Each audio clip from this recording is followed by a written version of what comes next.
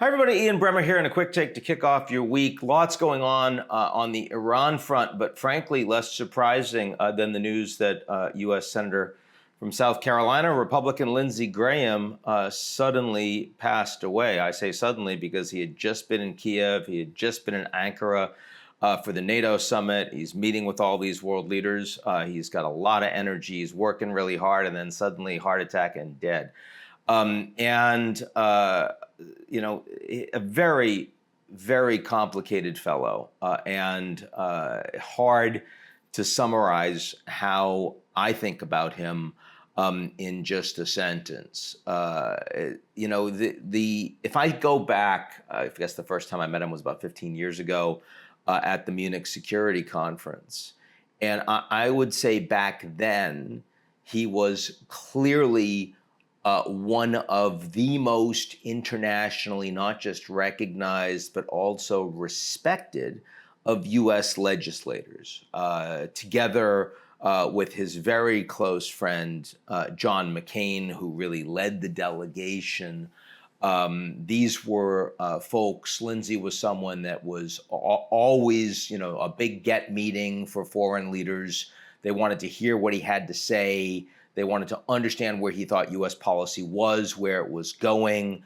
And he had a lot of knowledge. He had a lot of insight. And he also had a lot of access.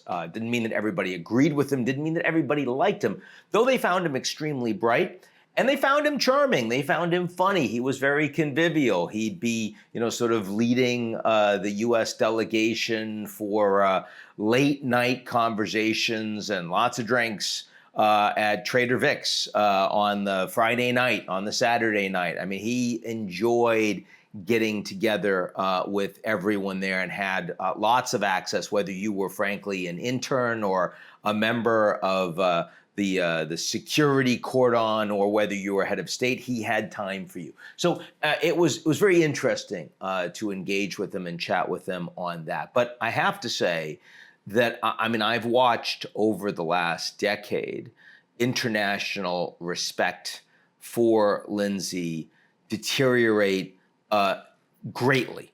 And some of that was his personal alignment on again, off again with President Trump. Some of that was the particular way in which he would carry water for the president, specifically back in Davos and Munich this last year on Greenland.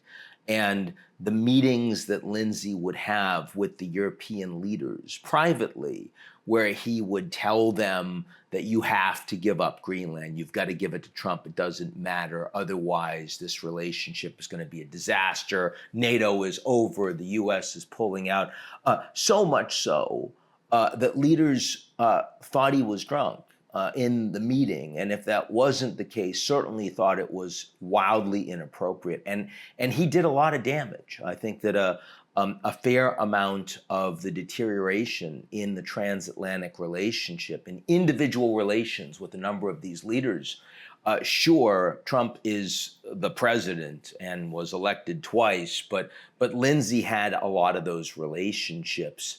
And was seen as more of a voice of intelligence and sense, if not always of reason. And so I think that was a shock. I know that was a shock to a number of leaders that he met with.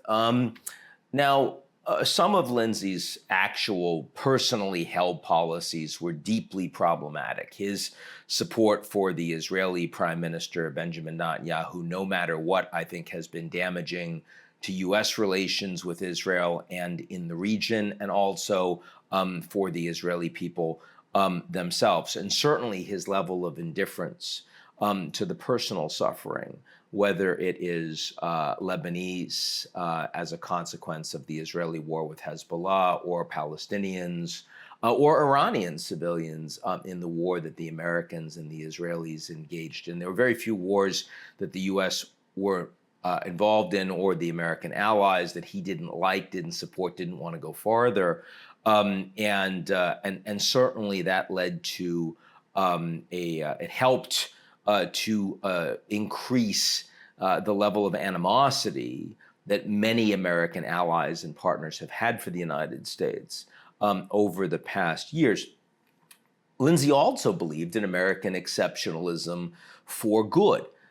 Certainly, and most visibly supporting Ukraine at a time that President Trump could not have cared and shut off U.S. support for the Ukrainians. And Lindsey was both privately and publicly saying that was a mistake and that the U.S. needed to have the back of the Ukrainians and that the Russians were a deep problem for the United States and its allies in national security, and made a difference for Ukraine, made a difference for U.S. policy in that regard. I also saw behind the scenes how Lindsey wouldn't oppose Trump on a bunch of policies like support for foreign aid for Africa or South Asia or Latin America, and the importance of U.S. support in response to disasters and disease prevention, but did a lot to try to ensure that that money was still available, that it wasn't completely shut down by Trump.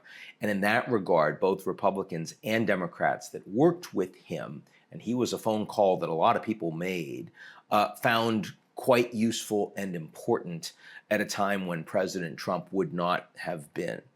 I think the thing that people that know Lindsey find particularly painful was that Lindsey was very aware of exactly who Trump was.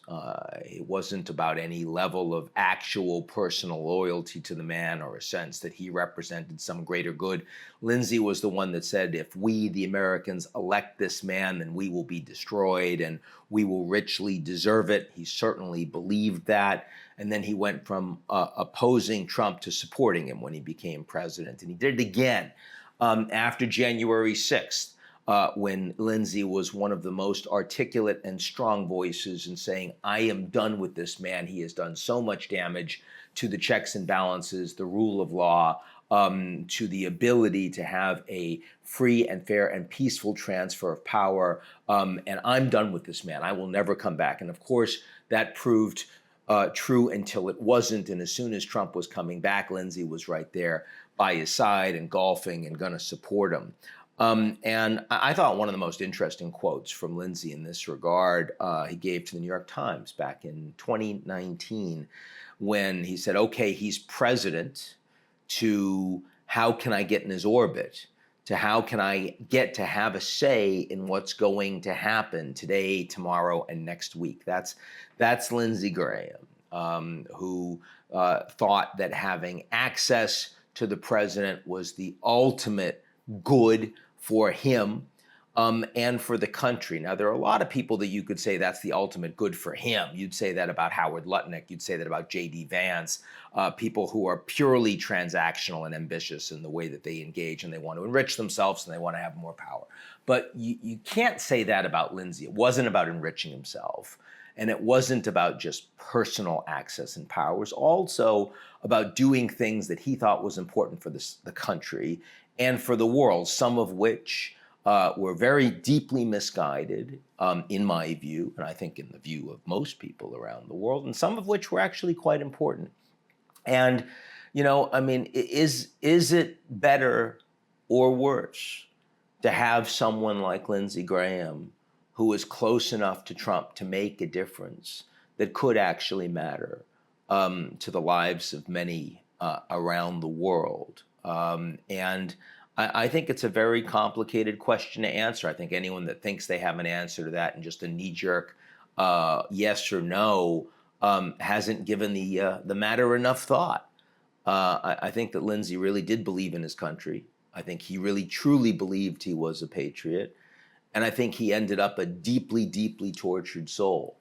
And I think right at the end, Lindsey never found peace. And one thing I would say is that I think we all would have been better off if he had. So that's my view of Lindsey Graham, and I will talk to y'all soon.